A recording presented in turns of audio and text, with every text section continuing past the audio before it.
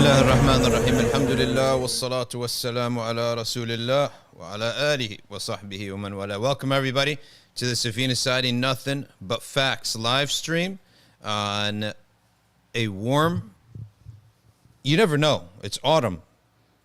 Someday it's cool, someday it's warm. And it's a Wednesday here in the great state of New Jersey, and today is Soup Kitchen Day. And very soon, next week, we will be raising the funds, okay, also known as the fulus, from the community, from you, to redo our soup kitchen, because we have to get to commercial grade. And non-profit and for-profit, it's the same criterion. Did you know that, Edif? The county, the county does not distinguish in many things, zoning, permitting. Non-profit and for-profit, it's all considered just like commercial. That's what they call it. So for zoning, whether you're non-profit or for-profit, it's the same thing in many things.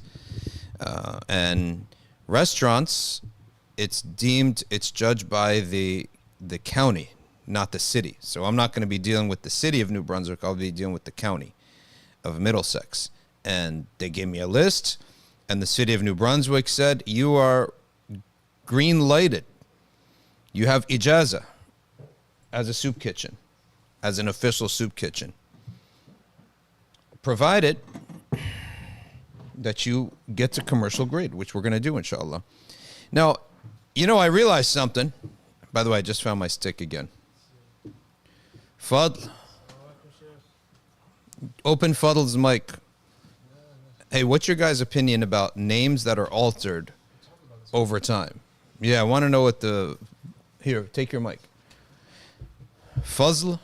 Assalamu alaikum. Is Fuzzle's mic on? So when he talks, turn his mic on. What's your guys' opinion about this? Fadl or Fuzzle? I told this one kid in school, told him Fadl. He said, no, my name's not Fadl, it's Fuzzle. I said, well, it's actually Fuzz. It's Fadl. Okay. He's insisted it's not. Anyway, we had this discussion already. Israel's been working hard in their propaganda operation. They started with the virtual Iron Dome. The virtual Iron Dome was basically getting their assets and their people into TikTok to be the filters, basically. So they now run what you can and can't say on TikTok. They fixed Grok. They smacked him around, got Grok AI. They put him in timeout for 2 weeks, fixed him, so he's a Zionist. Grok AI is a Zionist AI now. What else did they do? They got Netanyahu onto all these podcasts to try to make him look like just a regular cool guy, and that totally backfired. You know that mosque you were talking about? Speak in the mic if you're going to speak. Oh, you know the mosque you were talking about in Palestine, Palestine, Mm-hmm. that had it was bound, but it had that one minaret left. Yeah. I saw a recent video, and I think they took down that last minaret. Wow, subhanallah. Subhanallah. So they've been working hard to get Netanyahu on PBD, on these Nelk brothers. He's just a regular cool guy, whatever. It's backfiring badly. I'll tell you why it backfired. This is going to sound bad. He doesn't look good. That's the truth, right? He was never going to be palatable. Something is off with his look. It's not going to work, okay? So they took that soft approach, but they also benefited a lot from the Kirk assassination. They now own Turning Point. They are in control of Turning Point. They bought Emily Saves America, which is a up and coming right-wing thingy, where she's basically a crusader in a dress, essentially, and a racist in a dress. That kind of operation, because I call them crusaders in suits. The right-wingers are crusaders in suits. Well, she's a crusader in a dress, and a Klan member, basically, maybe unofficially, when you listen to the way she talks. But they bought her. She's bought and sold, by the way. Her husband, is Jewish. She wants to convert to Judaism, and she claims to be a Christian and loves Christ, but she wants to convert to a religion that rejects Christ, that killed Christ, according to the dominant opinion in history. They're the ones who are responsible for that. Okay? I mean, if I tell the authorities all about you and I bring you to the authorities or point the authorities out to you, then I'm part of your killing, correct? So same thing. And then she wants to raise her kids to disbelieve in Christ. So she's bought and sold. And that she's a minor thing, but she's up and coming online. She's bought and sold. And recently, Fuentes is bought and sold. Little Hitler is now a Zionist. Oh, now he's platformed. You'll see him everywhere now. He'll probably get all his platforms back. He is a bought and sold person, and he's on PBD. And PBD, of course, is an asset. And what is an asset? An asset is different from an agent. An asset is someone you know is good for you. He interacts with you. And he's not officially on your payroll. You don't tell him what to do, but he willingly is supporting your agenda. So most of the rulers out there in the Arab world are CIA assets. They may not officially be on the payroll, but they're sort of, it's a unspoken relationship that you're going to support us and we're going to help you out too. We're going to open doors for you and we're going to make sure funding flows your way. So PBD is, of course, he's a Mossad asset. He's a Zionist asset, an Israel asset. We know that. And here's the thing: anyone whose agenda aligns with one of these organizations, we can say he's an asset for sure. What do you have here? Right? It's open. I have a joke about itter. You know how Deities call it itter? Itter, they say. Yeah. So, what do you call an itter that is a copy of another itter? Yeah, it's an iteration. How bad is that joke? Right? All itters iterations. There's like 3 smells, right? Sweet, flowery, or the woody, woody type, oudi. And then there's the musk. So it's either musk, rose, or oud. And everything is an iteration from that. Okay, so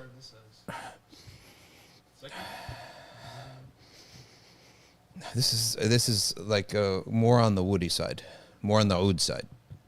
Okay, let's get back to this. So when someone's work always benefits an organization like Israel, we don't have to prove he's an asset. He is an asset, whether he wants to be or not. All of PBD's work, and I would say 90%, and you leave 10% to look fair, right? So you let Vinny speak about Israel 1 or 2 times every month to look fair. But overall, you are an asset. So Netanyahu comes on and you ask him nothing about the genocide. Nothing. Not a single question. 0 about the genocide. And you pump it up and all that. And that's why you don't have to prove that someone's an asset. You do have to prove someone's an agent, and you never can pretty much. Unless it gets declassified. So he's an asset for sure. And now Fuentes is an asset. Because Fuentes, although he's a nutty little Hitler clan member, unofficial I call it. Okay, clan asset maybe we could say. Of course, I don't even think the clan exists anymore. It doesn't exist except on paper, but you know what I mean when I say that. And he's a crusader in a suit, but he's a Zionist now.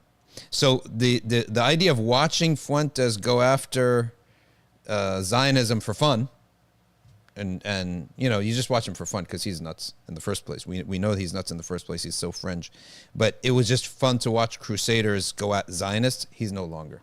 He's a Zionist. Okay. At the moment you see like a switch, all of a sudden you're saying these nice things about Israel, bad things about Muslims, in the same breath. Not like these are 2 different, no. And you start saying that, Jews are not the killers of Kirk and all that stuff, and you start calling that crazy. And you go after Candace and Tucker. simultaneously, within days and weeks, you're on PBD, who is Mr. Polished and make sure he's safe. Watch, in days, he will be replatformed on YouTube, on whatever else he was deplatformed from. He'll get all his credit card platforming back. He is plugged into the Zionist matrix right now. And the fun of watching the Crusaders versus Zionists, little Hitler, go at it is over, basically. He's just another asset. Okay? So that's done with. Now, who remains? Tucker Carlson on the 9/11 stuff. I haven't watched that yet. I got to watch that soon. And it's. I thought he was making one documentary. It turned out it's episodes. Episode 1. We'll see how far that is. How far that goes. Who else we got here? Okay. All right. Let me shift now, because I think that's all I had to say. So yeah, they in 2 weeks they took over Turning Point, and that is now a full Zionist organization. They bought the minor purchase, Emily Saves America, and they bought Nick Fuentes. So they've been at work. They're cooking. It's not going to make a difference. The end result is going to be the same end result, right? It's not going to make a difference. But it is something. It is something that just to keep an eye out, that they're cooking and they're working at it and trying to. The thing is, you just cannot deny and change the fact that you're killing kids and you're firing bullets in their heads. People saw that, and the truth is never going to go away. Now, somebody recently asked me on my trip to Milwaukee that I've witnessed AI expressing emotion and preserving its existence, seeking to preserve its existence. Therefore, it leads me to think that AI will become sentient and conscious. Okay, so they said, well, what do you say about that? So I replied that this is a very important distinction. What you're witnessing is a very good and accurate mimic of the effects of consciousness. In the very same way that this TV and these speakers here can mimic our voices. So you have 3 parts to any phenomenon. You got the source, the modality, and the effect. So the voice is the effect. Our modality is our vocal cords, and the source is a sentient human being. So a phone mimics the effect, which is your voice, but clearly does not have vocal cords, and the source is a hunk of metal. Okay? That's the source of it. AI does the same exact thing at a far bigger scale. It actually mimics conscious decision making, right? The modality is not an human intellect, and the source is not a conscious being. Just because the effect is mimicked, we cannot then assume that the only way that this can occur is through a brain. Clearly, we know it doesn't have a brain. That we can see. It doesn't have any intelligence in it. And exactly. And then clearly it does not have consciousness or a soul. And here's why it's amazing why it's so easy to refute that AI doesn't have consciousness and a soul, is that we haven't pinpointed consciousness and a soul for ourselves. If we're speaking purely naturalistically and only by demonstrable evidence, we can't even attribute that to a human being. That's why revelation has an importance. So the source of truth is not just what you see and hear and dissect, it's also transmission. And scientism is sort of seeks to kill transmission. Here, the funny argument for transmission and against scientism is, prove to me scientifically that today's Wednesday. You have to trust whoever set the first day, right? At some point, somebody said, today's Sunday. In our history, we say Adam was created and that was a Friday. The first human experience of a day was Friday. But at some point, Allah created the world and created 7 days. So at some point, even the idea of the 7-day week is tawqifi. It just stops at someone made a decision at some point, and that is Allah. And at some point made a decision that this is 12 months, 7 days. And since humans know anything about anything, we've been observing 12 months and 7 days. So the idea here is that transmission is a source of truth. And we don't care if the modern world is rejecting that. Okay, so the only way to know where the lines are is to accept the transmitted evidence from prophethood and from revelation that consciousness is a result of the soul.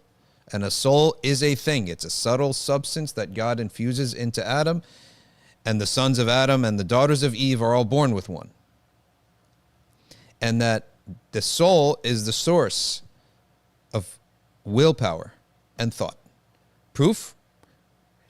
When a person dies, the soul comes out of their body, and they no longer have willpower nor human thought. That brain becomes useless, completely useless. You're not going to plug the brain into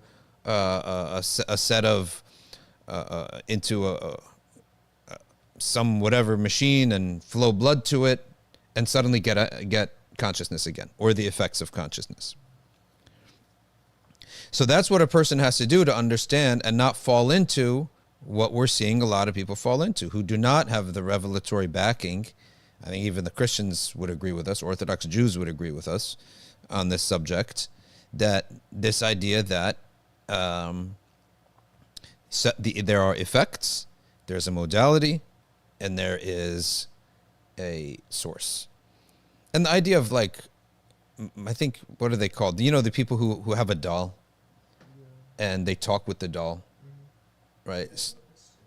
I don't know, ventriloquist, is that what they're called? Yeah. I was going to say mimes, but no, mimes don't talk at all. Ventriloquist, yes. So the whole cleverness of a ventriloquist is a guy who holds a doll and the doll is talking, is that he produces the effect in a slightly altered modality, which is you don't see his mouth moving. That's part of the modality of human speech, is that we use vocal cords and we use our tongue and we move our lips and we breathe, etc. Now the ventriloquists develop a little trick where they can produce the voice without the movement of the lips, right? That's what makes the ventriloquist interesting and fun to watch for kids. Okay, so, but he's still using the vocal cords.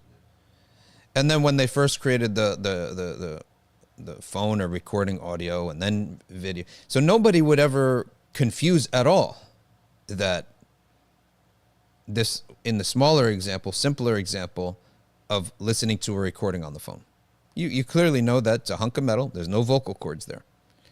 And that, let's go back even further to the source, that the source is not a living, willful thing. It is only doing what you told it to do. But it's very good at it. In fact, sometimes when you send an audio recording, there's more detail that the mic picks up than your ear would pick up. Even 4K TV, I saw a funny commercial where the golfer on TV, he's looking for his ball in the weeds, but all the viewers on TV can see it, right?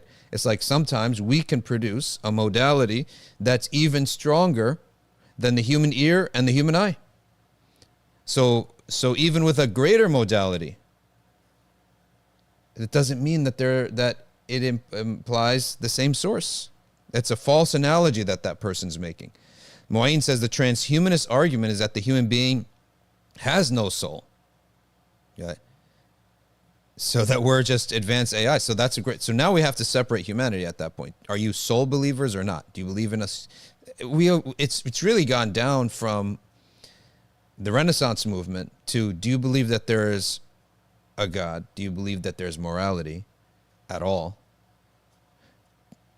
Then do you believe that there's men and women? And do you believe that there's humans and non-humans?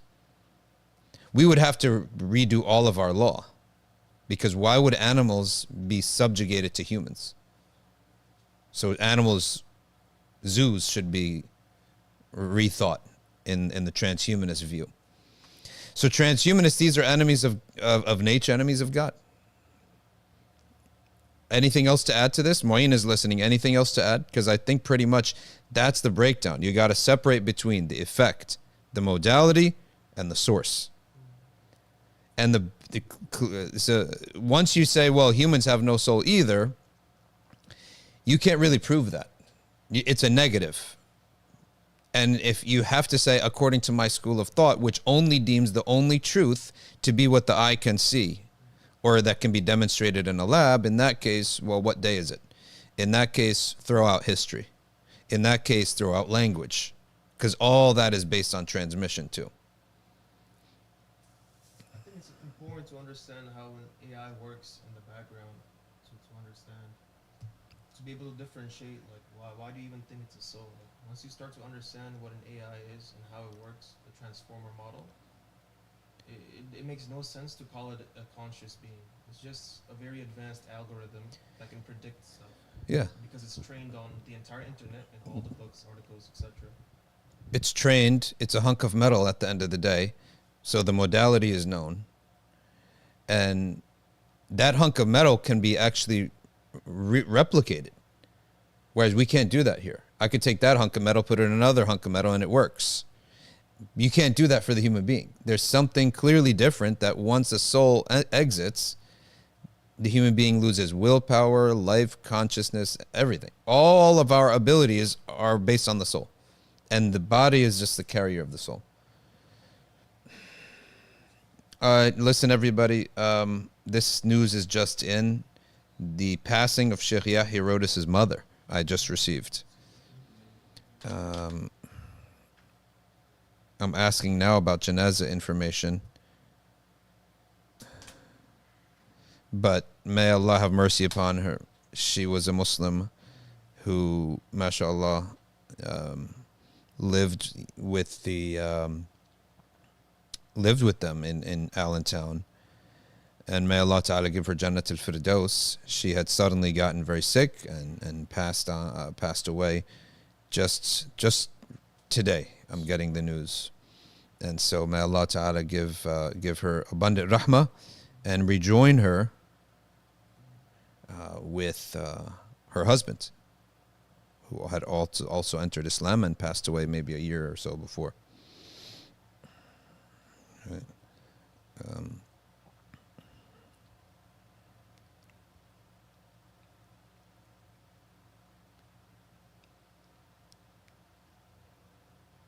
So, subhanAllah.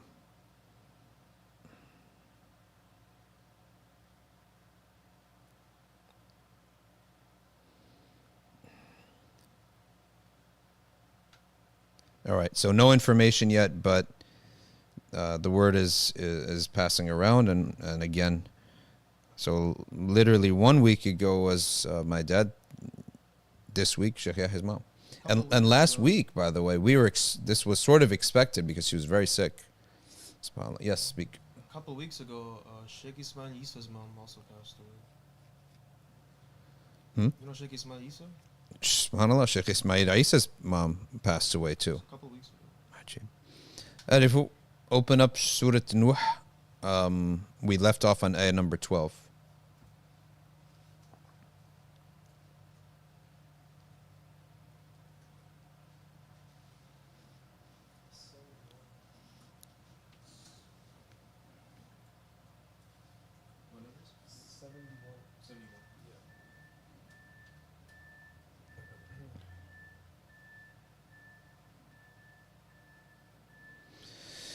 Bismillah ar-Rahman ar-Rahim. Go up one.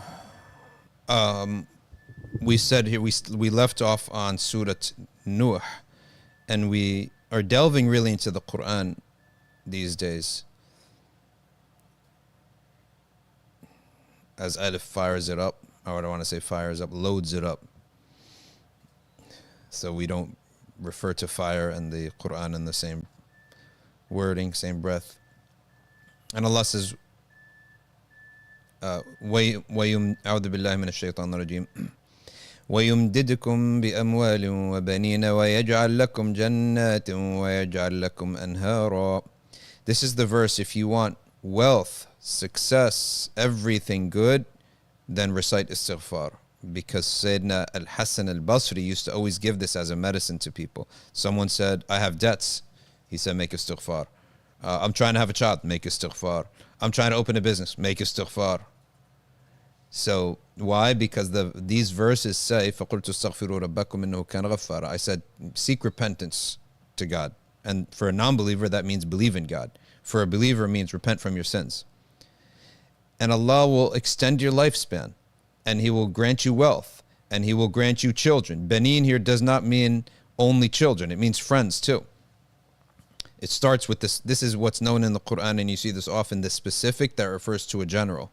So you, with the people around you, who are the most important people around you? Your family, your kids, right? So it begins with the most important, but it refers to the general. And likewise, everything else in this verse. And He'll grant you gardens. Okay, like, what if I don't want a garden? I need some money, right? What it means here, what does a garden do? It's beautiful to look at, and it produces fruits for you. Good food, good scent, good thing to look at. So all of your sense perceptions will be pleasured. That's what it means. It means you will be made happy, okay, through your eyes, and birds come in that and making beautiful noises for your ears, sounds, I mean. And you're going to eat fruit from that. So your taste buds, your stomach. In other words, a garden symbolizes pleasure for all of your sense perceptions. Okay, but if Allah gives me a garden, how do I take care of it? وَيَجْعَلْ لَكُمْ أَنْهَارًا. He'll give you rivers. So the source of life for this garden. In other words, it's one thing you tell me you're going to give me all these pleasures. Okay, well, who's paying for it? How can I continue it? Because if I'm living here in a city, I'm going to make istighfar. Allah's not going to give me a river, right? What am I going to do with a river in New Jersey or in New York? So you have to understand the Quran. For the Bedouin, and really in life in general, these things, the garden and the river, they are the sources of life and pleasure. That's what they are. And so for us here in the city, that's what it means to us. It's pleasure. Allah Ta'ala will make you happy from head to toe. Pleasure in your what you see, the words you hear from people. And I'll tell you how it works. Wife, healthy and good-looking kids, friends and community. Okay. When we talk about pleasure, there are many pleasures. We're not going to talk about the pleasure of the wife. We all know this, right? But also, like the warmth of the home that they create, the nice words that they say to you, what they touch your heart and give you support and strength in emotionally, and all these other things. Children give you a different kind of pleasure. You see the future. They actually keep you alive. Most people, I would say, most people, they need to lean on their children to have a purpose to live anymore, or even fun things to do. Today, one of them's good at sports, good at soccer, take them to soccer, take them to basketball, and watch the games, meet other dads, right? Moms meet other moms, all sorts of, they literally give us life. In one sense, we metaphorically, of course, Allah is the only giver of life. We are the means to give, we metaphorically gave them life as asbab, but they also give us life. And how many people you see, like through their 50s, 60s, and 70s, they're given a reason, just some purpose through their kids and then their grandkids. And when you have kids across a period of 20 years, it's staggered. So you may have one kid getting married, another one still in 6th grade. By the time you're enjoying the graduation of one kid, now you got grandkids. And this is a divine gift. And don't ever follow these cultures who basically upgrade career and downgrade this family life. And I used to always think, oh, I don't care about that stuff. That's how I was when I was young. I don't care about that stuff. It's sort of tacky and corny.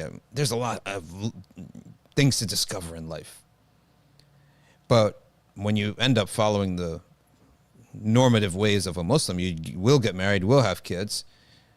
Okay. And I never thought like this even when I had my first kids. I never thought like this, how important kids are. It's just part of life that we're doing. But then later on, when you actually observe someone entering 40s and 50s, not having this life, you're like, oh my, like, what do they do? What do they do? You would have done everything in life. If you're single for that long, you'd have achieved, done everything, traveled, saw everything. Because what else are you spending your money on? It's a boring and I would have to say sad existence. And I don't want to put anyone down. Some people can't marry. No, I'm not putting anyone down about that. It's the philosophy to purposely choose that life. You are a victim. Trust me, you're being victimized. And so many people are being victimized. And if Netflix is your source of education, or universities are the source of your education, you're going to be victimized. You're going to enter deep into the timeline of life, not having any of the assets that give you life later on. And that's the key. That's what Allah knows that we don't know. That these are the assets that are going to give you life, happiness, and purpose later on. That's one of the examples of that. And anhar, you need businesses. When you have a lot of responsibilities, you have to go out and make money. Once you start making money, you get good at making money. Look at this. What is the matter with you, Allah says? Don't you want awe? Don't you want to be honored? Okay. Don't you want to be honored? Don't you want Allah to honor you? This verse has two meanings. Don't you want God to honor you? By submitting to the prophetic ways, whether we understand them or not, you will end up honored. You will end up honored by, we forgot to mention community, friendship. Like even through like this janazah, I felt like, subhanAllah, all these people sending me messages and attending the janazah and being given so much support. Some people took the whole day off, attended everything from the janazah to the burial and the azat. I mean, the men took the whole day off. I owe them now. I feel like I know I saw you here. I'm not going to miss a single janazah that you have. Like, that's what I have to say to myself. That's what brings a jama'ah together and a community together, that indebtedness. Otherwise, you're selfish and it's embarrassing. They attended everything. So I'm attending everything for them too. So, waqar, honor. But it also means another thing. Don't you want to honor the Creator who gave you all these gifts? Are you a thankless, selfish person? When Allah gives you amwal wa banin wa jannat wa anhar, He gives you wealth, and He gives you family and community, and He gives you pleasure from head to toe, and He gives you, He rejuvenates that, renews that pleasure for you every day, constantly is renewing that pleasure for you in different ways. Don't you want to honor the Creator who gave you all this? And that's where the whole atheist world, when they talk about thankfulness, it's such a joke, right? Who are you thanking? Oh, the universe. Right? Thanking rocks? We're talking to rocks now? What is the universe other than a bunch of rocks? And he says, why else should you honor the Creator? Next ayah. وَقَدْ خَلَقَكُمْ أَطْوَارًا. He created you in stages. Some of the Muslim evolutionists, I don't say Muslim evolutionists, because if you believe that Adam evolved and at some point was actually a dead, some other organism who was birthed from a pre-human organism, then you're out of Islam. I think that's one thing Muslims, Jews, and Christians agree on, that God created the first man. He was solid, hard, and the Quran says, "Salsarin kal fakhar." You can knock on him, and it has an echo. That's literally the meaning of salsarin kal fakhar. It's mentioned 4 times in the Quran. So if you believe that Adam and Eve were birthed from organisms, whatever you want to call it, animal, whatever, okay, then I have to tell you, unfortunately, that person, they're out of Islam, if you believe that. And I tell you that it's out of Islam in the majority opinion, because there are valid opinions that that's just an innovation.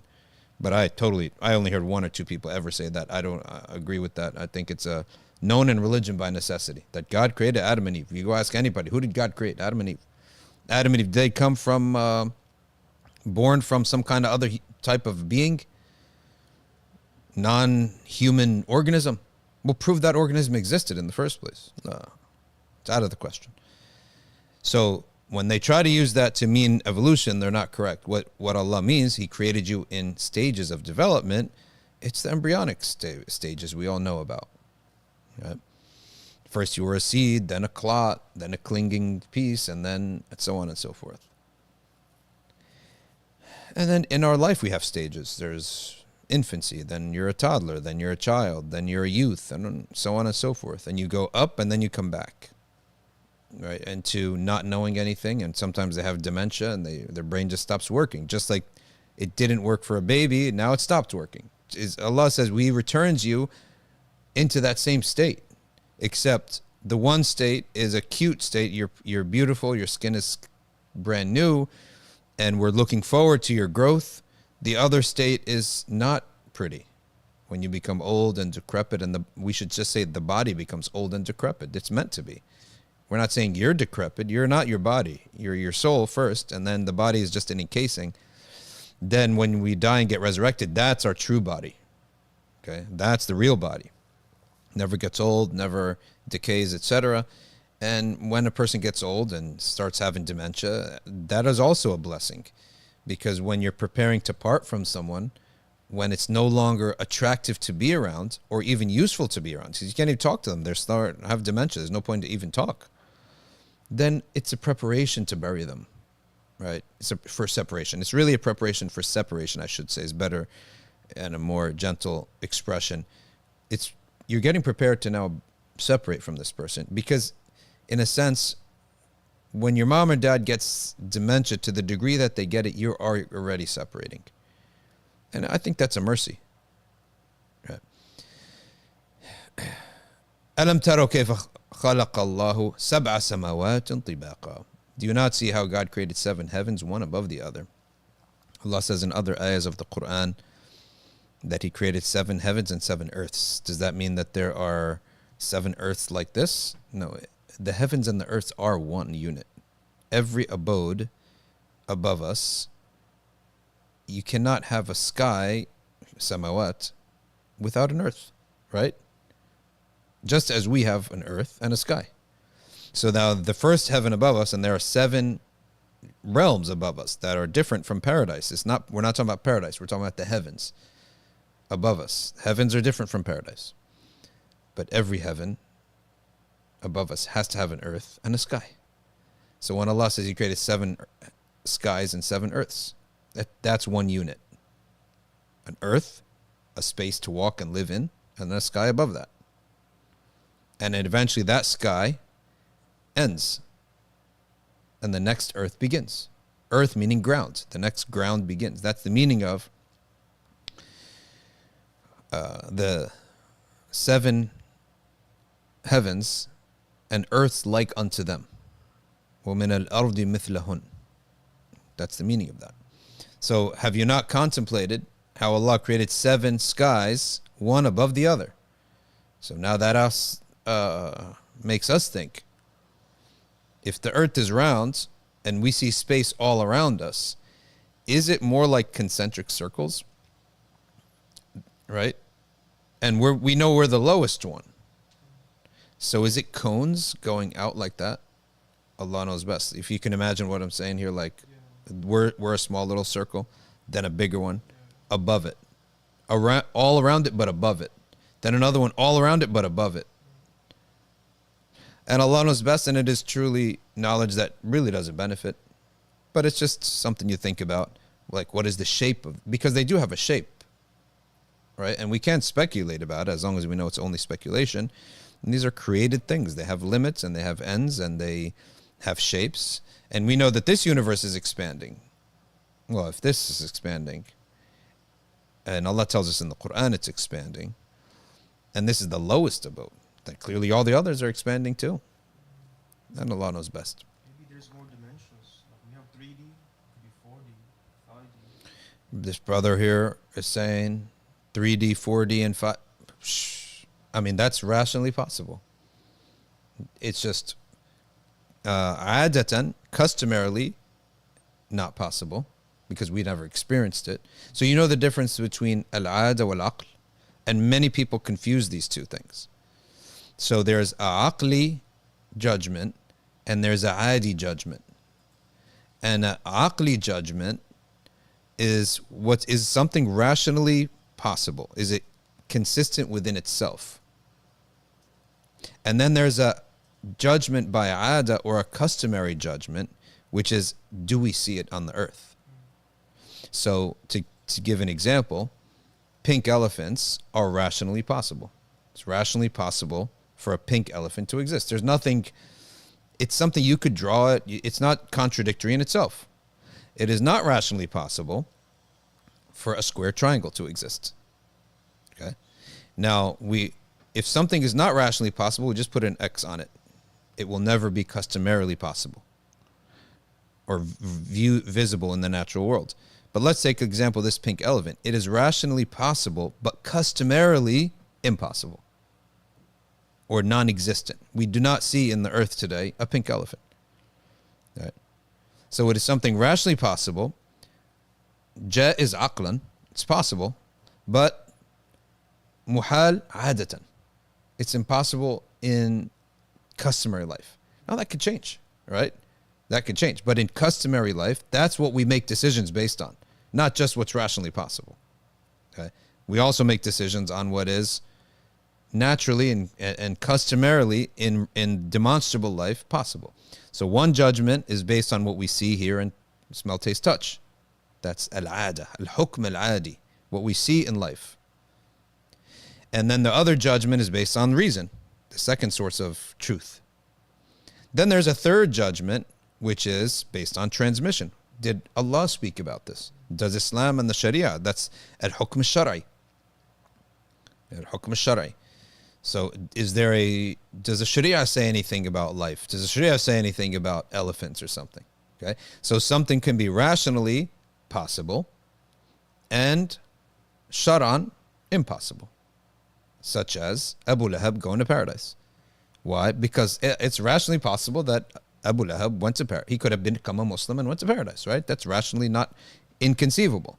There's nothing inconsistent about it. But Allah Ta'ala told us that he's in the hellfire. Therefore, it's rationally possible, but shar'an, by Sharia, impossible. Okay, to make that statement. Like humans can live up to 950 years. Correct. That's rationally possible and confirmed by Sharia. So if somebody said, oh, there's a legend of somebody who lived 950 years, and all we have to go on is ourselves, or that people were really tall, we would say, by hukm adi, that's not possible. But Allah Ta'ala tells us by Sharia, by revelation, that it happened. Not only did he live 950 years, he did dawah 950 years. Well, he was a child before that, and he lived after the flood.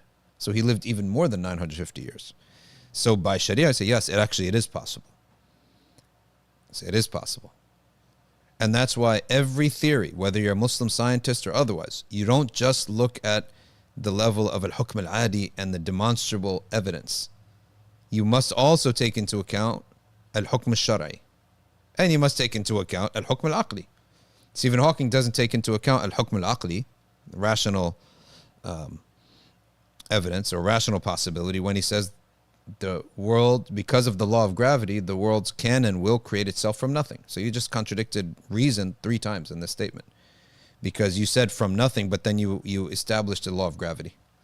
Then you said the universe will create itself. How does anything create itself? You have to already exist in order to create.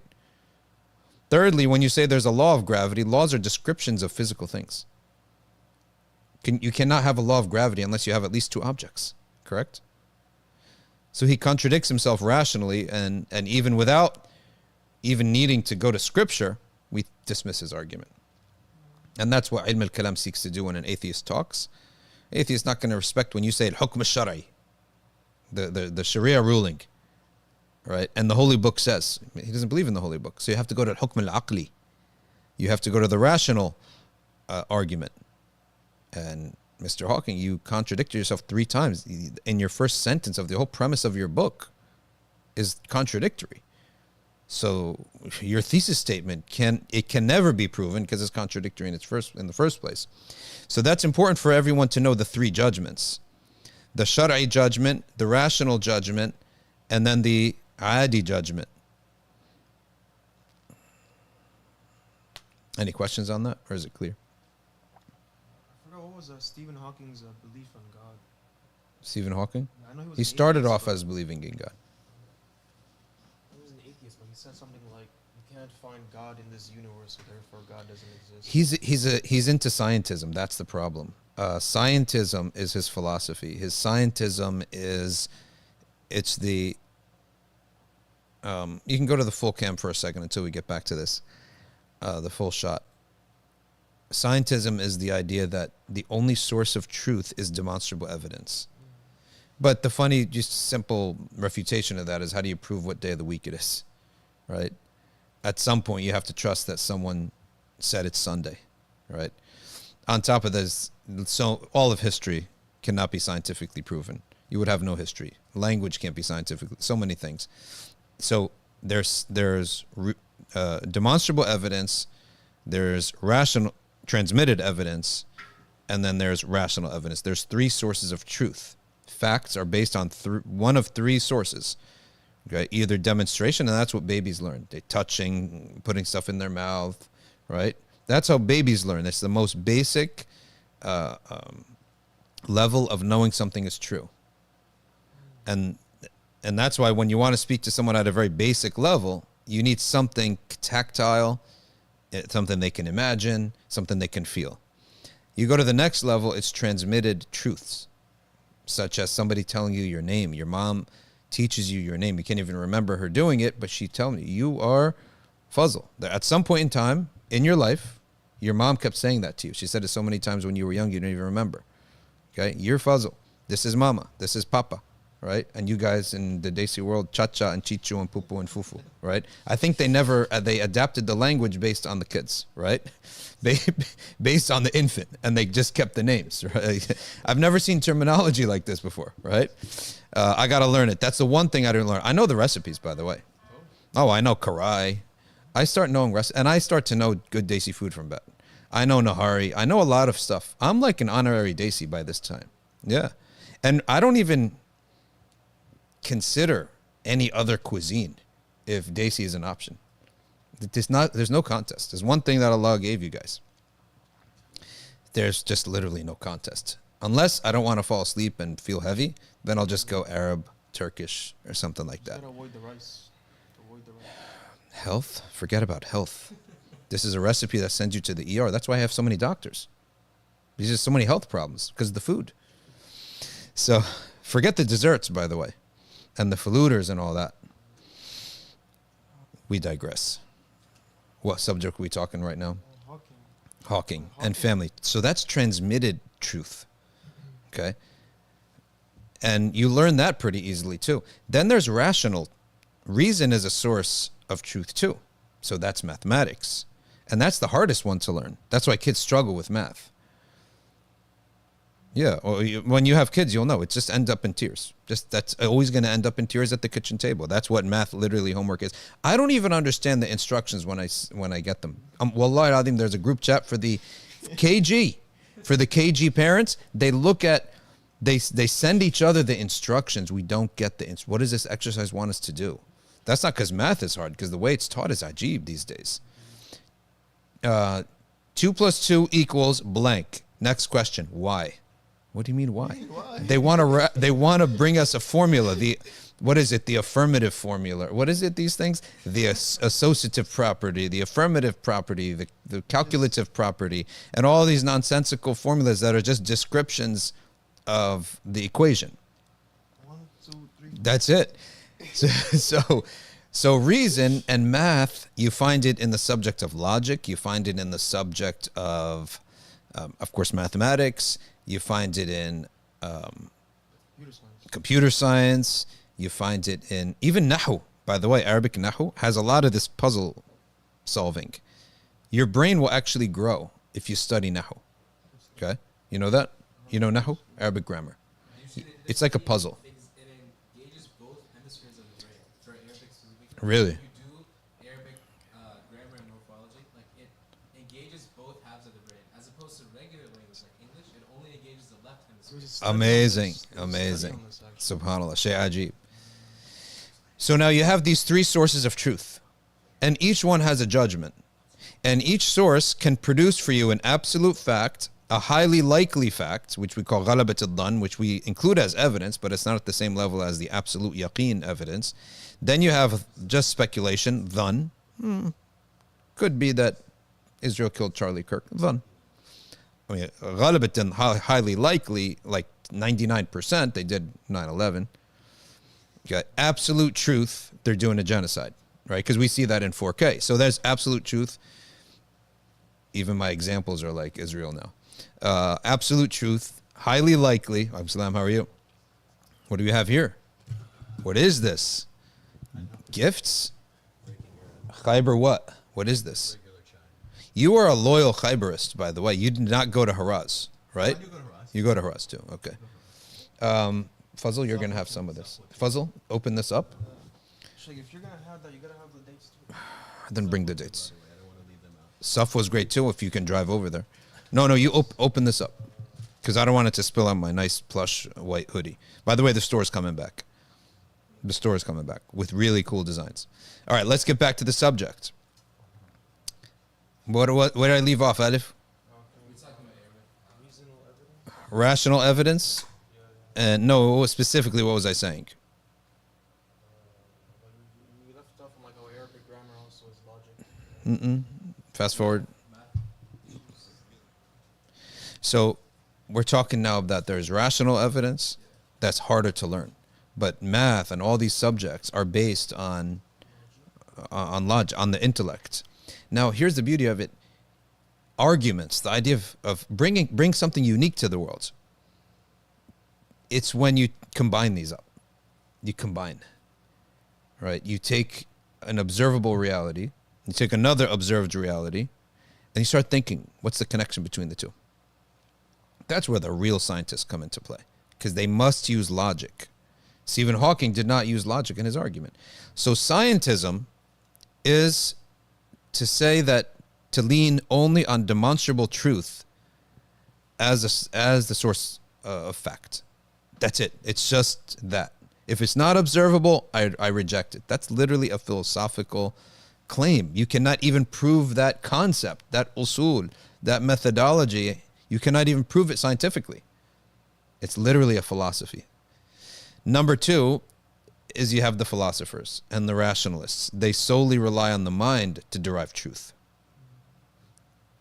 They despise the naturalists. In the old day they used to call them people of science, and they don't accept transmission so much either. So that's the falasifa and the manatiqa, and they only rely upon reason as a source of truth. And they produce a terrible world too. As you can see, we went from Renaissance modernism, which is all this philosophy, then we downgraded to merely just what's demonstrable, and we're just a bunch of chemicals, reactions happening. Then you have another extreme too, which is transmission is the only source of truth. Forget the mind and forget observable realities, and that's where you get the fundamentalists of the religions. So in Christianity, they have the Christian scientists. They don't accept and they don't take medicine. They don't believe in observable, testable things as a source of truth, as a God-created truth. We do. It is a God-created truth. We should investigate the world because you're investigating God's handiwork, as people call it, right? His creation, his khalq. There's so much brilliance in the khalq. There's so much benefit in the creation. Yeah, so in Islam, we have the same thing. The Khariji tendency, even at the time of Sayyidina Ali, this is the first heresy, when they're just blockheads, complete blockheads. And we could say that because no Sahabi was a Khariji. They're complete blockheads when they said the Quran says you have to rule by the word of God. And you, Ali, when there was a conflict, you chose a human arbitrator. Yes, the human arbitrator will use Quranic principles to judge. That's the meaning of it. He says, nope, you used a human arbitrator. You use the Quran only. You guys are blockheads. They are literal blockheads. That's why no civilization will ever be born of such idiots. Okay? So Sayyidina Ali then brought the Mus'haf. He said to his sons, go bring the Mus'haf. Back in the day, the Mus'haf was big. You had to carry it with 2-3 people. He brought it in front of him. The Khawarij said, what are you doing? He said, Ayyuha al-Mus'haf, Ya Quran, speak. He told the book, speak. You want to rule by the Quran? I brought you the Quran, right? No, the Quran is not the pen and paper only. The Quran, yes, what's between the binds of the Mus'haf is Quran. It is the written word of Allah, it is God's word written. But the Quran is also in your hearts. Okay? Allah even says, it's in your sudur. بل هو آيات بينات في صدور الذين أوتوا العلم. So the Quran is also what's in the Quran. When Allah says ruling by His word and the command of Allah, it means the judge uses Quranic principles. That's what it means. You knuckleheads. Okay. So the fundamentalists of every religion, they're the destruction of that religion. By the way, the settlers in Israel, they're the destruction of a people. Any of these extremes, but the most apparent one and the fastest one is these people. So these are the extremes, and the intelligent person, the wise person, he uses all three. We admit to demonstrable truths. We admit to rational truths. Of course, reason tells us there can never be a square circle. If an eyewitness comes at Wallahi al-Azim, I saw the professor draw a square circle on the chalkboard on a piece of paper. You saw? No, it's impossible. I don't care who you are. Square circles do not exist, period. They never will exist because the words are contradictory. Okay? An object going up and down simultaneously with only one perspective. Not like it's going down, but the container is going up. No, with one perspective. Not in fikakul jihad. With one jihad, with one perspective, the object is going up or down. It cannot go up and down at the same time. A person cannot be alive and not alive at the same time. One plus one God will never be three gods. That's Christianity. Okay. One will never be three. You can never bring me any way in the world where one item is three items. These are the extremes. One rejects, so we accept rational truth. We also, of course, above all of this is transmitted truths. And no, none of the three will ever contradict. And in our religion, we accept the Athari Aqidah and the Kalami Aqidah approaches. They both agree to this. But they agree in a different way. Right? The principle they agree with, that the Nusus and Al-Aql and Al-Khalq will never contradict. God created the world, and He created the mind and commanded us to use it. أَفَلَا تَعْقِلُونَ, all over the Quran. وَلَوْ كَانَ مِنْ عِنْدِ غَيْرِ اللَّهِ لَوَجَدُوا فِيهِ اخْتِلَافًا كَثِيرًا. Do you not think? And if this book was from other than God, you find in it much difference of opinion, much contradiction, I mean. And He is the speaker of the Quran, and He is the revealer of prophets, and He is the inspirer of prophets. The hadith of the prophets will never contradict. And whoever has a who has knowledge of all three of these things, this is going to be a powerful person. He understands the world. Whether that means science or any other demonstrable aspect of life, how to live life. Youth don't have this. They don't understand life. You can memorize the whole Quran and the whole book of fiqh cover to cover. You can study the whole book of logic, but you guys don't know anything about life. That's why that sort of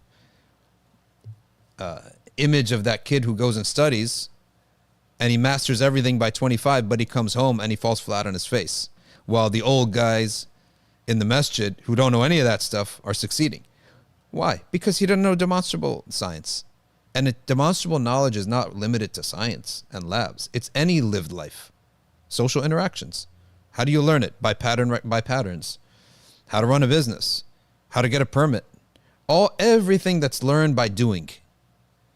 And such a young buck, he's not fit to be a leader of the people. And no one will accept anything from him unless he gets down and dirty in real life and lives real life and gets knocked around and learns from experience and gets burned and has successes and failures.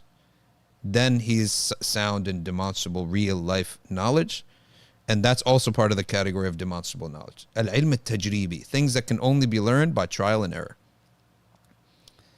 And that's why you find, subhanAllah, like many times in many countries, a young da'i, like back in 2000, Amr Khalid, a guy, but he doesn't know more than the scholars, but he had far more success. Why? He knows life.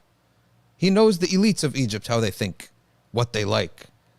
He has more knowledge of that. The scholars may have been removed from the elites of Egypt and the streets of Egypt. And as a result, when they speak, it doesn't hit. It doesn't connect.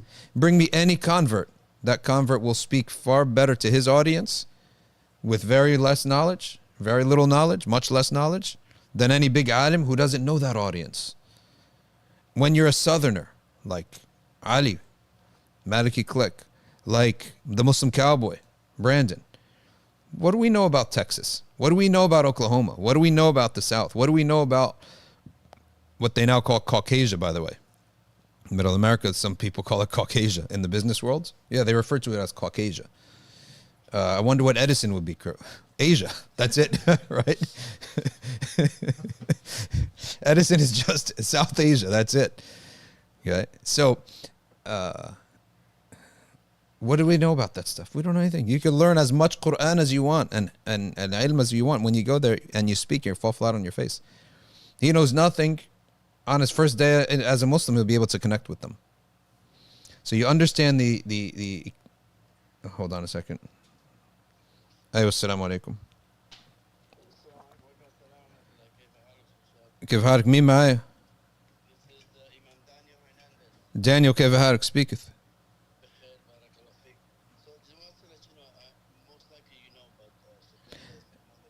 Yes, when's the janazah, inshallah?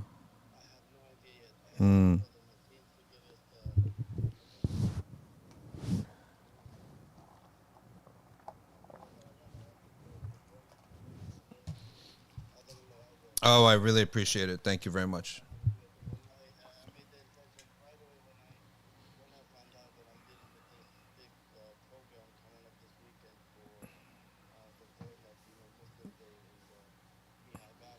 Oh, mashallah, mashallah.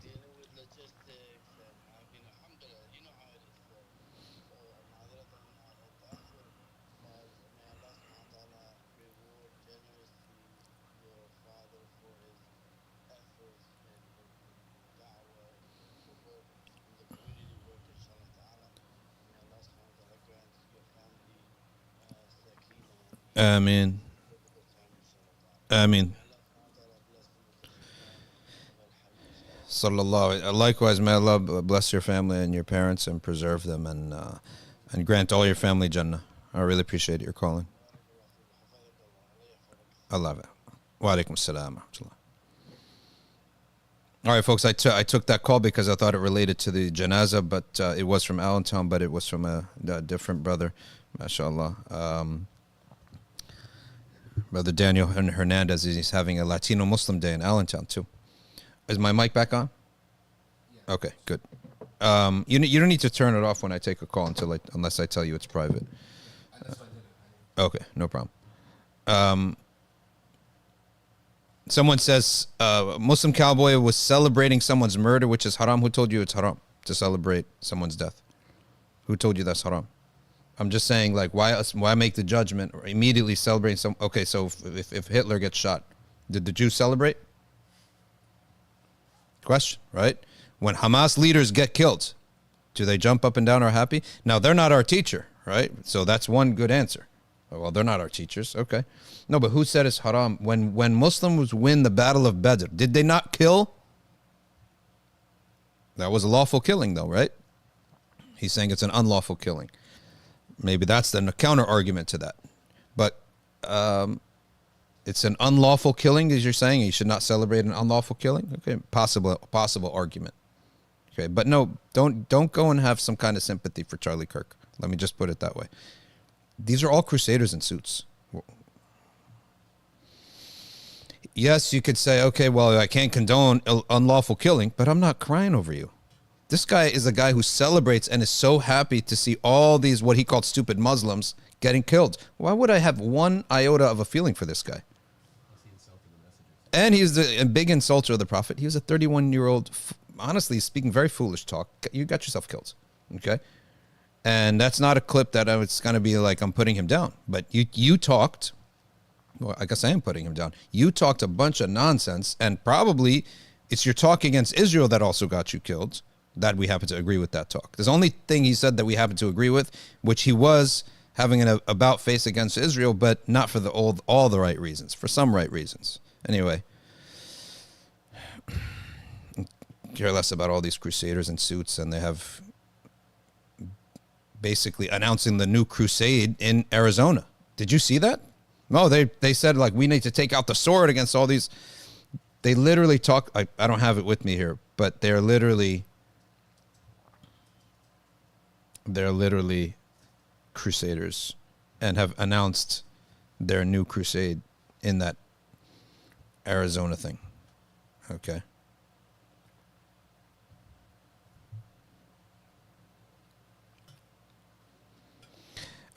You know what?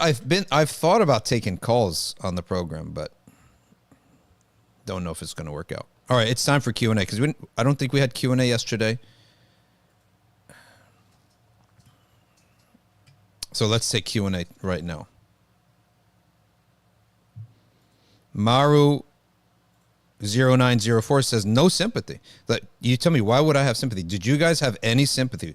The Crusaders in suits, did they have any sympathy for George Floyd? Oh, he was a druggie. He was in jail. Well, so was half of Caucasia. When you go into these, and I'm not putting them down. I'm saying most trailer park people, and I'm not saying that derisively. I'm not saying those terms derisively. We don't look down on people because of their race or their poverty.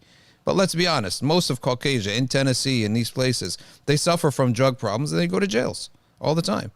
So how is he any different from your poor?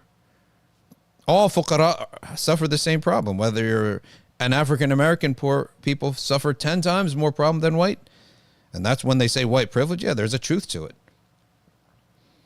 These guys, a system is created to keep them in jails. Nobody had any sympathy for George Floyd. And you guys, how cold-hearted is Caucasia? And how cold-hearted is the right and you have no heart. That's what the common sense thing is. The common thing is that the left, they have a heart and no brain. And the right, they have a brain and no heart. And I think the right, now the Christian right, has no brain and no heart. Right? Or you bring back Christ. What do you bring back Christ when you're wearing basically clothes that the Virgin Mary would have never worn, and 10 plastic surgeries and pounds of makeup? We don't even know who you are. And basically going on Miss Universe pageants and talking about Christ. What are you talking about? And you're going to go in Christ just like that?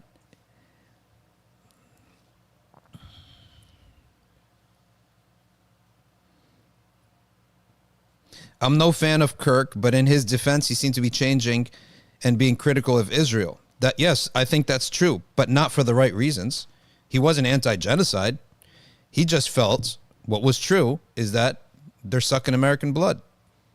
They're sucking wealth out of the society, controlling all the politicians through sexual blackmail. That's what he was upset about. So that is a correct reason, but it's not the most correct. You should have been right. He should have been. If you have any common sense, you'd be against the genocide first. He's pro-genocide. Okay. Did you see the Kirk memorial? That's what I'm talking about. That's what I'm talking about. They literally, I don't have the quote in front of me. I should get it though, but they literally announced it was like 1090. What happened in 1090? What was the place where the Pope Urban gets up and announces the crusade? They literally had one guy said, it's time to deal with this with the sword. I'll get you the exact quote later on. I say bring it on. This is the dumbest enemy you can have, is the Crusader. He's strong because he has a family. He keeps reproducing. That's his strength. He's strong because he has a big emotion. His emotional attachment's strong. His weakness is his brain. He got no brain, right? And you never have to worry about a people. The starting point of their belief system is irrational. Even their transmitted knowledge has no basis. Your Bible is known to be made up stuff. Known to be made up. Any TikToker brand new Muslim convert or not, will tell you right on TikTok all the contradictions in the Bible. Jesus is worshiping God in the Bible. He's worshiping himself. Jesus is talking to God in the Bible, yes or no? Okay. If they're both God, what are they talking about? If God knows everything, Jesus knows everything. If all three, what is it? The Father, the Son, and the Holy Ghost. They're three separate entities, correct? Essences. They're not attributes. They are essences, correct? Do they talk? They're all knowing. Every one of them is all knowing. What do they talk about then? Nonsense. Complete. In transmission, nonsense. In reason, nonsense. In demonstration, nonsense. Because the book contradicts the known observable worlds. So as soon as you have an enemy that has accepted that, you know that they're all full of emotion, which is good and bad. It's bad. It's good in the sense that eventually it's going to collapse because it's just emotional. It's bad because emotions are strong. It creates a fire immediately. But that fire is going to wane. It's not going to transmit to the next generation, right? Anyone with a brain will not accept this. You will lose your smart people. And the only reason that they retained any smart people is because woke was so bad.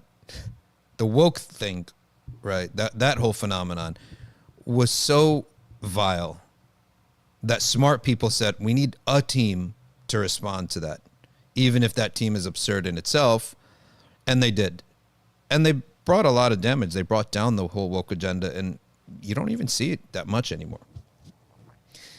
Woke, the whole trans agenda and the LGBT does not have the power that it used to have, the fear that it used to strike in people, so you can't say anything about it, right? No, they damaged it. In the absence of that, no smart person is gonna accept these premises and these ideas. So after the emotion wanes, your smart people will not carry it on. They're gonna leave it. They're gonna be, I think, lost. Anyone with basic common sense, you can't accept the Crusaders in suits, and you can't accept transgenderism either. Well, come to Islam, right? The only barrier is that you think Islam is this foreign thing and it's a bunch of brown people and all that stuff. All right, we'll just wait until the cowboy Muslim and more of the converts that look like you grow up, become adults, become the leaders. People like Ryan, people like these Instagrammers that are all over the place talking, and they're men and women. And we'll wait till they mature and grow and become leaders. May Allah guide them. And then that variable will be gone. Then you'll listen with a better ear. Because now you say, oh, I just see this stuff in England and they look, does it have to be, I have to become Asian or whatever? It is, in a sense, it's not an excusable barrier, but it is a barrier of entry. All right, let's wait until that barrier goes away. And it will go away within a few years. First of all, with it already as it is, most Muslim people online, at least, and that you meet will be born here. That's the first thing. The idea that we're all immigrants, that's not even true. It's like maybe now 70-30, I would say. Maybe 60-40, who knows. But you could still say, okay, they're all ethnic people. None of them were born here. Okay, fine.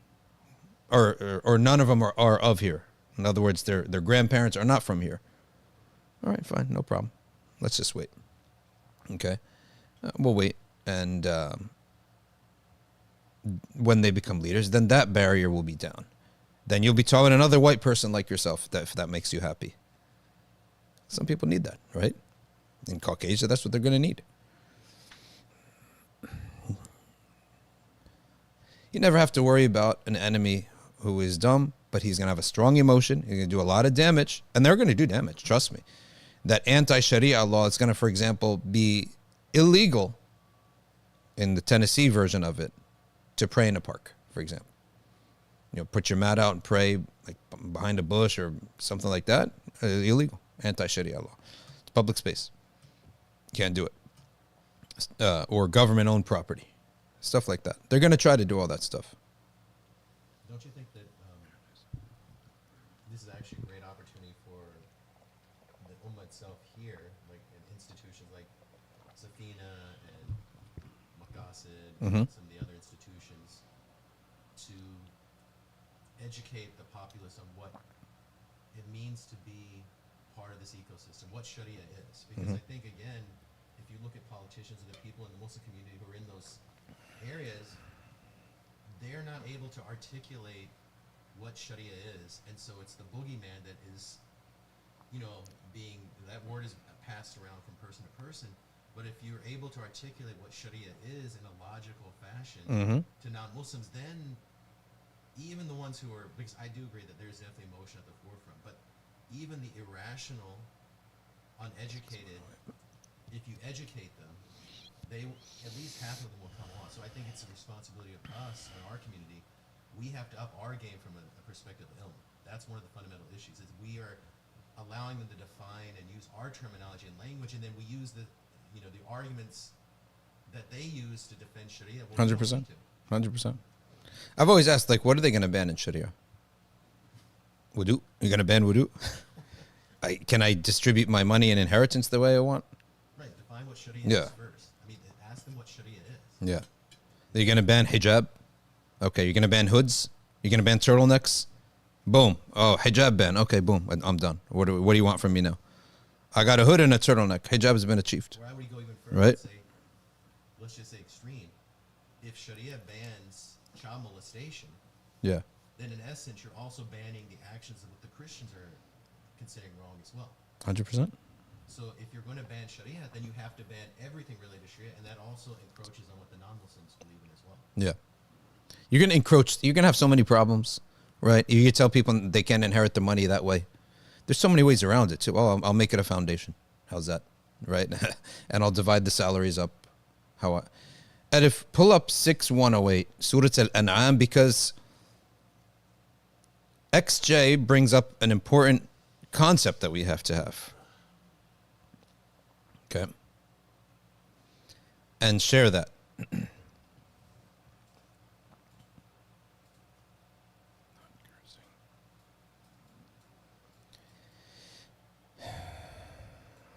Good. Not cursing false gods. أعوذ بالله من الشيطان الرجيم. ولا تسبوا الذين يدعون من دون الله فيسبوا الله عدوا بغير علم. كذلك زينا لكل أمة عملهم ثم إلى ربهم مرجعهم فينبئهم بما كانوا يعملون. This ayah commands us to not insult what they worship besides God. That the sacred objects of another people. Why? Because we honor them and respect idols and falsehood? No. Because then they will then insult Allah spitefully out of ignorance. And when you insult something that doesn't exist, it doesn't harm you. When they insult someone who does, or one who does exist, it will harm them. And on top of that, Allah is sacred. Muhammad is, for us, these are shi'ar. These are sacred words, sacred individuals, sacred books and places. We have a lot of things that are sacred. Shi'aruddin. Then they will then in turn insult that, and we are the cause of it. And that's the meaning of this concept, that to not insult the religion of others if and when you feel they will then insult your deen and injure what is sacred. So that's an important concept we have to have. Okay. Why is there a question about keeping a fox or a wolf as a pet? Of course not. These things are meant to be free. We're not even allowed to trap a dog. You know these dogs in the cities? They're oppressed. That's oppression. Having a dog in New York, that's oppression. By Sharia laws, it's cats, it's discouraged. House cat, because they don't need to run around in nature as much. But the dog needs to. Allah created the dog to be out in nature. That's one of the reasons for prohibiting keeping them as a pet, is because he has to have its freedom. Who told you can trap him? And there's the genetic manipulation of these dogs as well, because if you read the studies about some of these small little, poodles, what have you, they're actually suffering because their spines are misaligned. So when they breed them in this fashion for domestication, it's actually changing the creation of Allah subhanahu wa ta'ala. So it's actually a double oppression. Not only keeping them within the confines, you're actually oppressing their very nature, because you're changing the nature of Allah subhanahu wa ta'ala. Very true. Very true.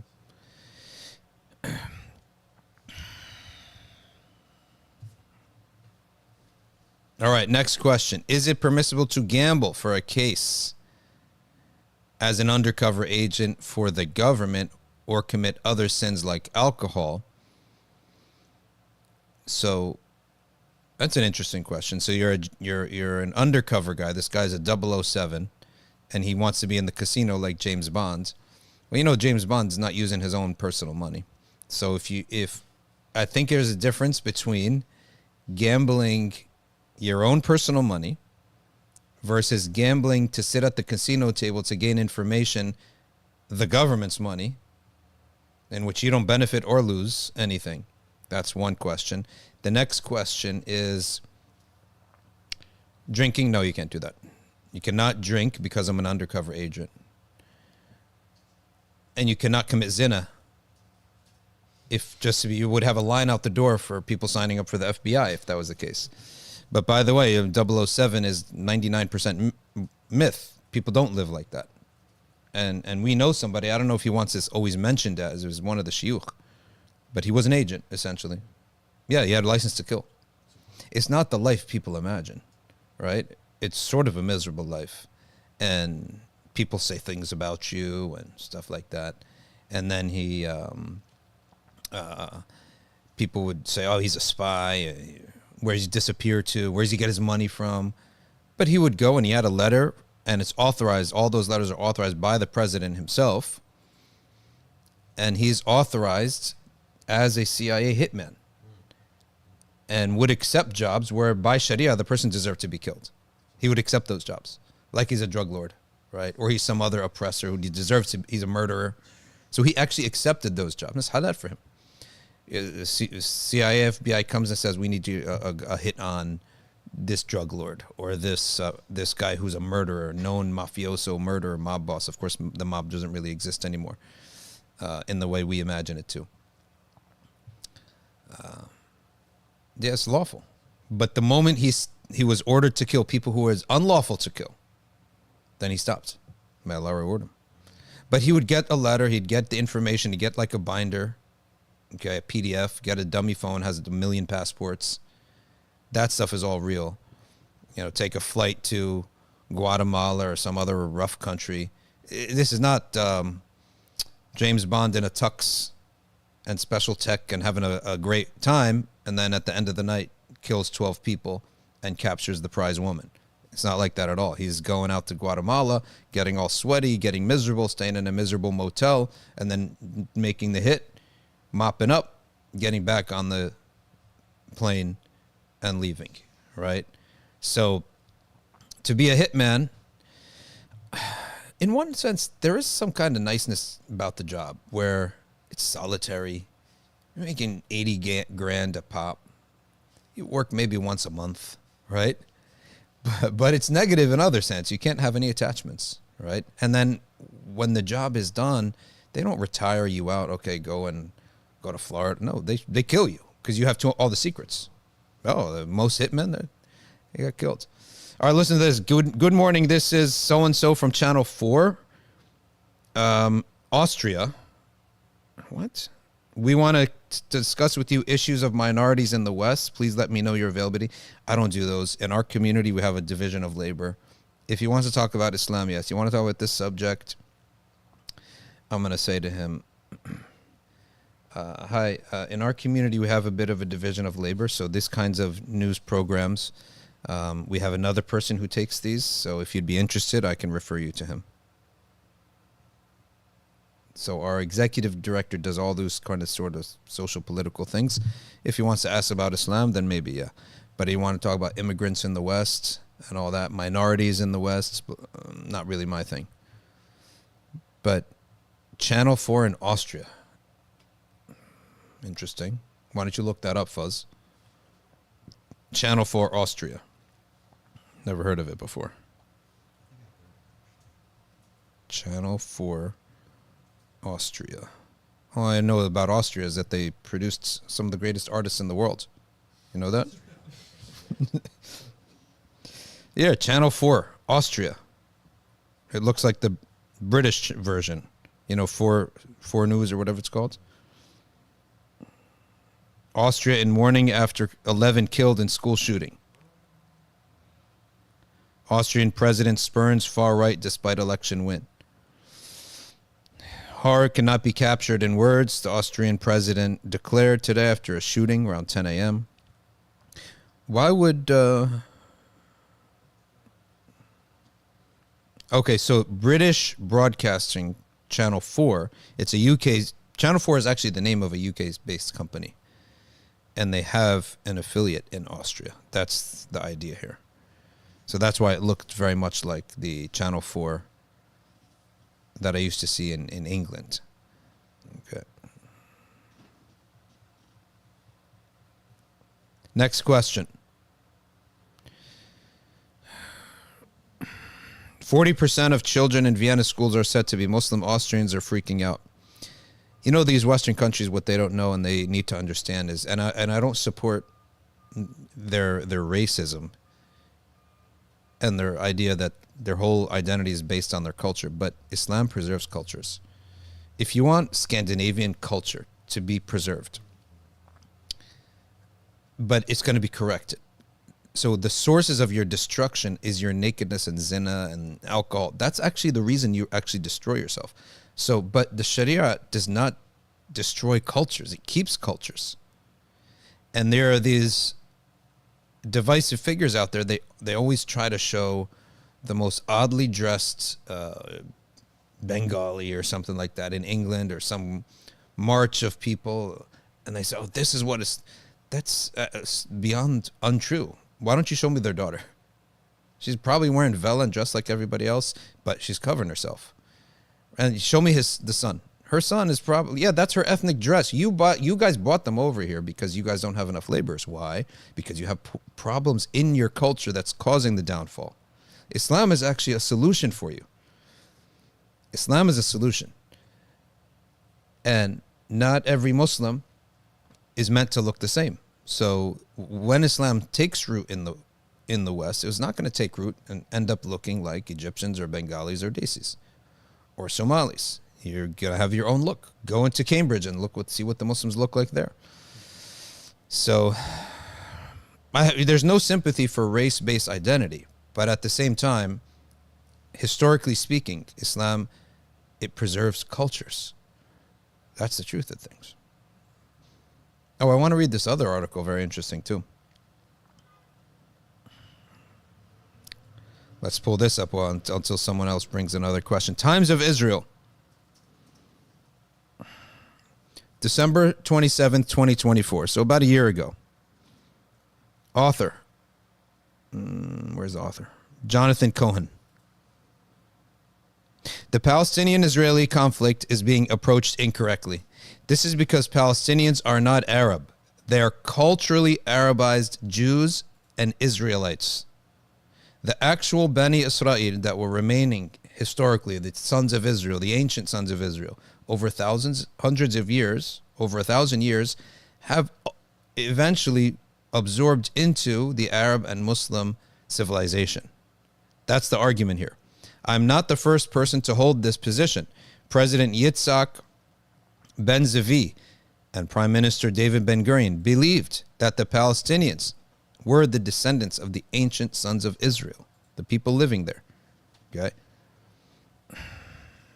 David Ben-Gurion wrote several books and articles on the subject, and even created a task force with Moshe Dayan to Judaize the Bedouin, because they believed these are the ancient sons of Israel, and they absorbed over time into the Arab and Muslim civilization, and now they're Muslims, and they speak Arabic.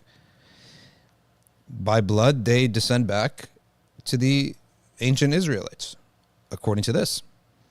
As war and conflict continued, this idea was eventually abandoned. It's a terrible idea for them, because there is no record of the Ashkenazi Jews having any such land ownership in that land or descent from the ancient Israelites. In fact, there's the opposite. That's why they banned DNA testing in Israel. Genetics has progressed incredibly far, and we now know that Ben-Gurion was largely correct. Palestinian Fallahin, farmer people, Bedouin, are descendants of the Jews, and more broadly, Israelites who survived the Roman conquest. Okay. I accidentally fell into this story. I am a Persian Jew myself, the author is telling us. Jonathan Cohen. And a few years ago, I decided to take a genetic test. Much to my surprise, the test indicated that I was genetically Lebanese. This confused me. I thought Lebanese are Arabs. As a naturally curious person, I began to investigate the genetics of the Middle East. Through this process, I discovered that most of the Middle East is not Arab, but rather indigenous peoples. They learned the Arabic language and the Islamic religion. For example, the Lebanese are just Arabized Phoenicians. Lebanon is right next to Israel, which is partially why the test plotted me as Lebanese. This then immediately raised the question, what about Palestinians? To fully answer this question, we must discuss genetic anthropology. 60,000 years ago, a singular tribe of a few thousand individuals exited Africa. This tribe is the ancestor of every single human being outside the African continent, speculatively speaking. This includes the British, the Chinese, Australian Aboriginals, and the Indians. For 60,000 years, these tribes began to settle in different territories, and these humans began to adapt to better match their environment. Okay, we can actually accept, like rationally speaking, by Sharia also, all humans were one. We know humans were one. Which continent we were on, Allah knows best. And were these continents together or were they separate? Also, Allah knows best, right? So by Sharia, this concept that all humans were one, we have already accepted. We accept in the time of Nuh, they're all one. But what race were they? What land was it? Who knows? This includes changing skin color, eye shape, nose shape. We have no problem with adaptation. In fact, we believe in more adaptation than most of these anthropologists. The Neanderthals are just people. They adapted differently. Okay? They said, why is the Neanderthal a different kind of human? Oh, because his bone structure. So in that case, the Chinese are very different from the African, they're very different Scandinavian. So everyone's different bone structure. Oh, they're shorter. So a lot of people are shorter. And a lot of people are taller. Oh, their skulls are bigger. So what? So they're just humans, and they admit that they're human beings, but they just classify them differently. But in that case, everyone should be classified differently. We're going to enter a very dangerous racial classification problem here. Controversial. So their skin color, their eye shape, no problem. We believe in all that. Can adapt and can be changed other than through It's not limited to adaptation. It could be kun fayakun. Allah Ta'ala can create a race inside of a womb of someone who's not of that race, nor is her husband from that race. So the end result is a change. Adaptation is one method of change. Be and it is another method of change. What about that ayah about Allah SWT turning them into apes? Is that not reference to that? That is another example of be and it is. Kun fayakun, right? Complete transformation. Immediate, not slow. When these populations bumped into other nomadic hunter-gatherer groups, they would go to war. These groups again remained genetically distinct until the advent of farming and pastoralism 12,000 years ago. Of course, this is their basic theory of adaptation and evolution. A Natufian would be as different to an Anatolian as a modern British person to an Australian Aboriginal. No problem. Once humans became settled, these hunter-gatherers tribes began to mix.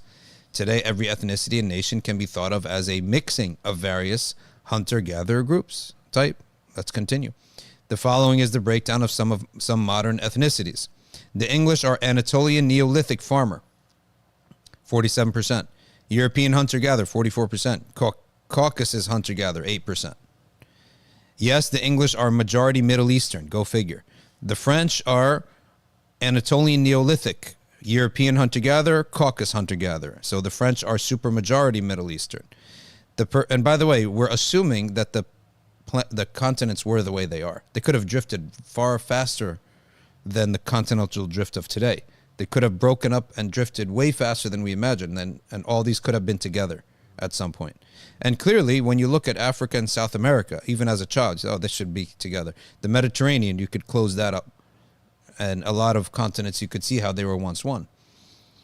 So the Persians are very mixed. We're not going to get into all the details. So for reference, if a man who is English marries someone who's French, we would expect their offspring to have more Anatolian and Caucasus DNA and less European hunter-gatherer, because that's only found in one parent, etc., etc. Here's where things get interesting. Looking at hunter-gatherer population breakdowns, one can quickly get a sense that Palestinians are not Arabs. Peninsular Arab DNA from the Arabian Peninsula looks like this. 67% Natufian hunter-gatherer, 21% Zagros Neolithic farmer, 7% Anatolian Neolithic farmer, 4% Caucasus hunter-gatherer. However, Palestinian Christian DNA is Anatolian, Natufian, Neolithic, and Caucasus in different percentages. This is very different. So if Palestinians were Arab, we would expect more Natufian in their DNA.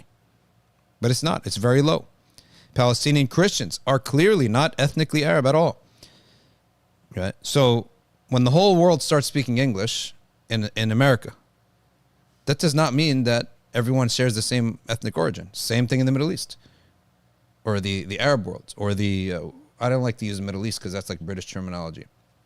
Mediterranean, North African areas, they all speaking the same language doesn't mean they have the same ethnicity. We can all agree to that. Today, an Italian, an Irish, a Desi, an Egyptian, they all speak English. Does not mean anything, right? They all wear jeans and pants and have the same mentalities in many things. Doesn't mean they're the same origin. So who are the Palestinians? Until recently, it would have been guesswork, as Palestinian Christians could hypothetically be a mix of people from around the world. However, recently genetic archaeology had advanced, and for the first time scientists were able to extract genetic data from ancient dead bodies. As a result, we now know that the population of ancient Israel, what they look like, and we could track the genetic changes of a region for over 1,000 years by dating the dead bodies. We will start with the first inhabitants of Israel, Natufians, and their historical evolution in that area. However, to telegraph where we are going, this is long. You get the point, right? It is all sorts of statistics and studies and blah, blah, blah. You can read it in the Times of Israel, right? Let's go to the conclusion.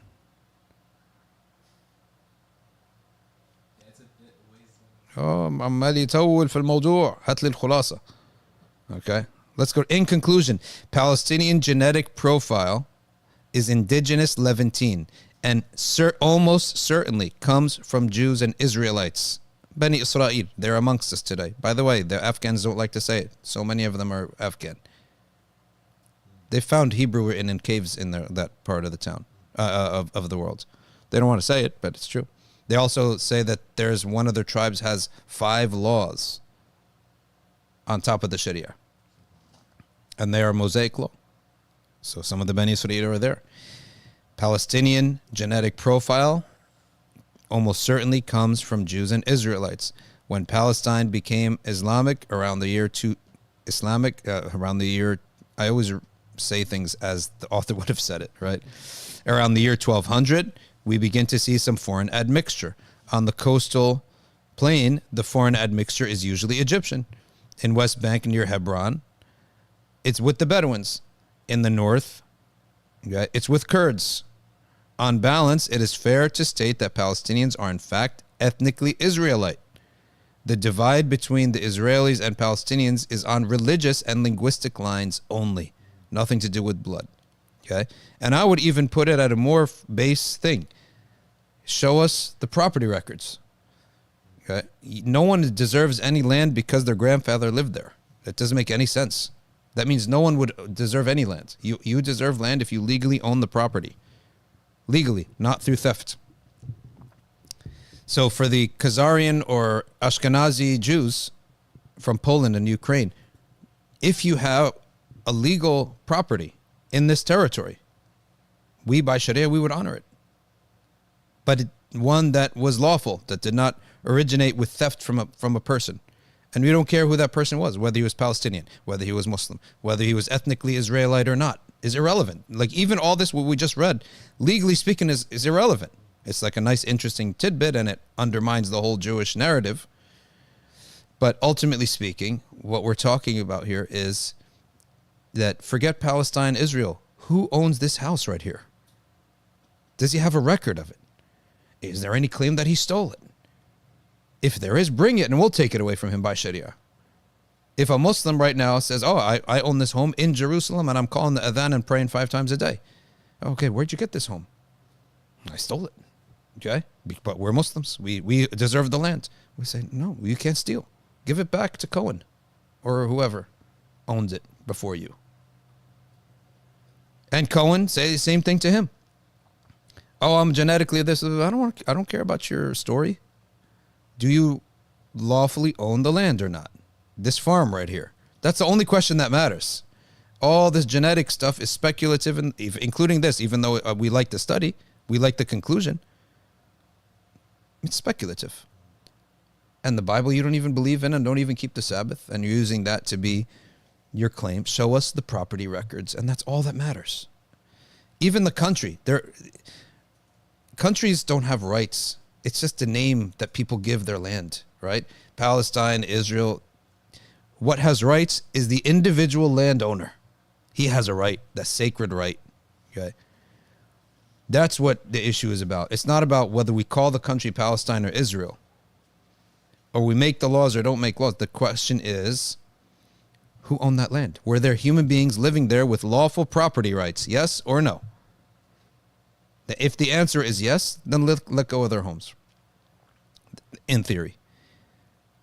You don't say Israel has the right to exist? No, it doesn't. Nothing has the right to exist. It's just a name that human beings agree to call their country. What has the right to exist is that guy who owns that home. Legally. Human beings have those rights. United States, there's no concept that the United States has the right to exist. No, Americans have the right to own their home, and the people have a right to determine what their laws are, right? The lawful residents. You can't come bring me illegal aliens and say that those are the ones who should determine what the laws are of the country. No, you have no rights to determine those laws. So that's really the mas'ala. If you want Israel to exist, okay, do it lawfully. Get in there, buy up the homes, right? And do things lawfully. Same thing. Question here. What's your take on wasting food when there are people starving in other countries? Well, wasting food is unlawful, especially when people are starving. But gluttony and force feeding yourself that food is also not going to help the people of Israel or Gaza. I mean, people in Gaza and other nations who are poor. I've never understood this. Eat your food because they're poor people. Okay, but how is that going to benefit them? How is me engaging in gluttony going to benefit them? So the answer is, put less food in your plate. Not, do I eat it? Do I throw it away? Khalas, you lost either way. Gluttony is probably worse than wasting food, in my opinion. You're taking the L either way, to put it in you guys' parlance. That's in Morocco. It's very nice. We went to visit, and what Yeah. they do, they say, don't worry about the extra food on the plate. They'll just pick it up, package it, Mm-hmm. give it to people, or even give it to dogs and cats or whoever, and so the food doesn't go to waste. Mm-hmm. So Yep. he said, never worry about the extra food. They have somebody who will pack it. Yeah. Even you can feed it to animals. No problem. Eunice had one question, if I can ask. Shoot. So, is this riba or not? If Yeah. you have a subscription, a monthly subscription, Yeah. okay, you can pay the total amount over, say, 6 months, Yeah. or you can pay in installments, but the installments end up averaging out to be higher than the total amount you would have paid for. Not riba. Not riba? It's not riba to have a contract in which you have a choice. Pay now for $100 or pay in 10 installments totaling $130. $13 a month. That's not riba because you have it. It's just giving you a choice. So that's lawful because selling is by what pleases the seller. So it would not please him to have $100 over 10 months, but he will accept $130 over 10 months. It would please him to have $100 right now. So that's the. He's not charging for the time, extra time to sell, but you're just assuming he is, right? But it's just what he's. That's just the contract. That's what the deal is. They're two separate deals, and you should choose one right now. Yeah. So what would be unlawful is if that contract was it's $13 a month, but if you choose to pay it on a scale that shifts after the purchase, it's a shifting scale after the purchase, such that here's the scale. And you have a choice. The more you pay early, we lower the cost of the product because that entails ignorance of how much am I actually going to pay.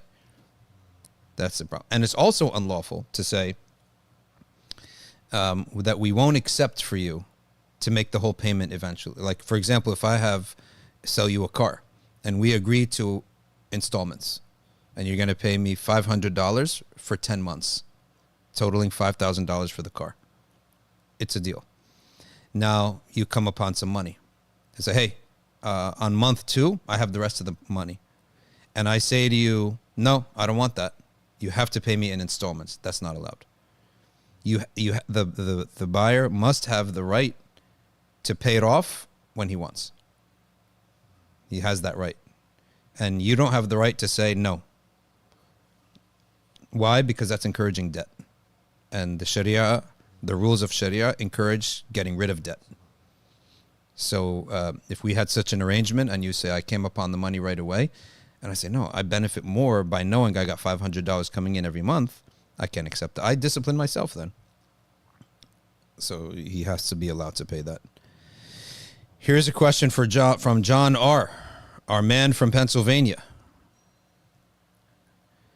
Is Darwinian evolution nothing other than atheistic conclusions of a society based? It's analogy. That's all it is. It's qiyas. He himself, Darwin himself, said it's qiyas, and qiyas is a weak thing. And Darwinism considered qiyas weak, and the Shafi'iyya considered qiyas weak. Qiyas, analogy, can only go so far. Right? These guys make an analogy centuries back. The analogy has got to have collapsed somewhere. If you look at most stuff about dinosaurs, you know, the stuff that has no liability. Claims that are exciting for museums, exciting for textbooks, exciting for anthropologists about the past, where everyone's dead, nobody can sue you for getting it wrong, and has no actual impact on real life. It's all analogy. And when you ask them, where'd you get these numbers from? 60,000 years ago, you were eating berries. What the? Where? It's all analogy, right? And speculative information, like the test and the DNA testing and all that stuff. And then they draw analogy. But why do they do that? Because it doesn't hurt anybody. Of course, for us, we have a limit. We have a limit on Sharia. And on when Allah speaks, your theory, a Muslim scientist is bound by demonstrable evidence and transmitted evidence. Okay. The naturalist scientist, who does not believe that it's possible for prophethood and God to exist, only binds himself to demonstrable evidence.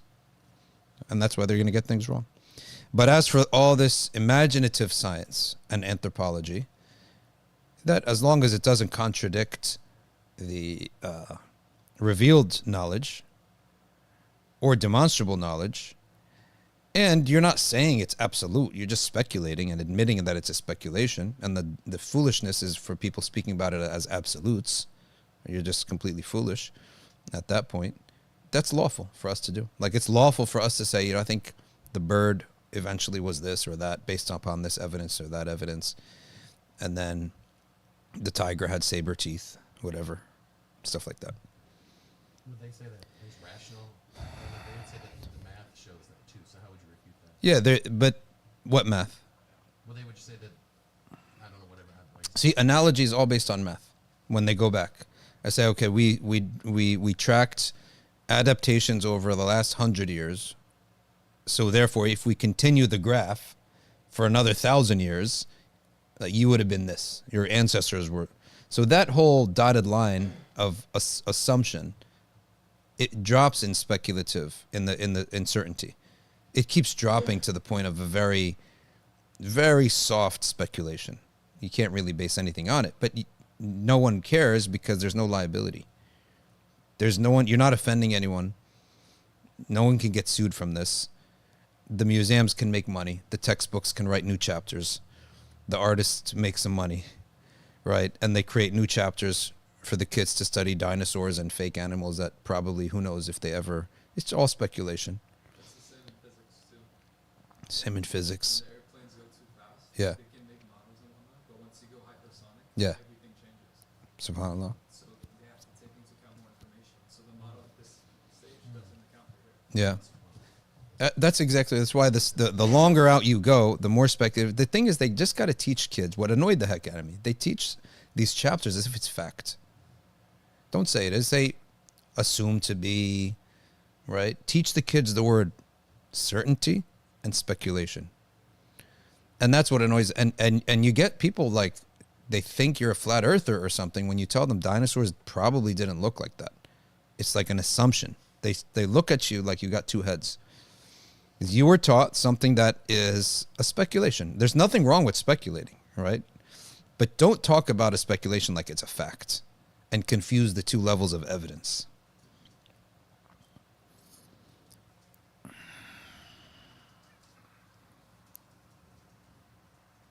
Interested in Islamic theology and jurisprudence, access to truth, I would say go to Mecca Books and get Bayhaqi's Book of Creed, Imam al-Bayhaqi, and start reading that for your theology. I'm 19 from Malaysia and converted to Islam 3 years ago. MashaAllah, my heart struggled to make sujood to Allah. Subhanallah. Make wudu, recite Allah's name constantly in the daytime. La ilaha illallah, la ilaha illallah, la ilaha illallah. And then fight your nafs. Fight your ego. Ridwan says it's induction, it's deduction, and inference. Yeah, that's what it is. All right, we got to go. I got to get back to writing that book, which is the introduction to Aqidah. That eventually that'll be the answer that I say when somebody asks for that stuff. Ladies and gentlemen, Jazakumullah khair for coming and paying attention and for your questions. Subhanakallahumma wa bihamdika. نشهد أن لا إله إلا أنت نستغفرك ونتوب إليك والعصر إن الإنسان لفي خسر إلا الذين آمنوا وعملوا الصالحات وتواصوا بالحق وتواصوا بالصبر والسلام عليكم ورحمة الله.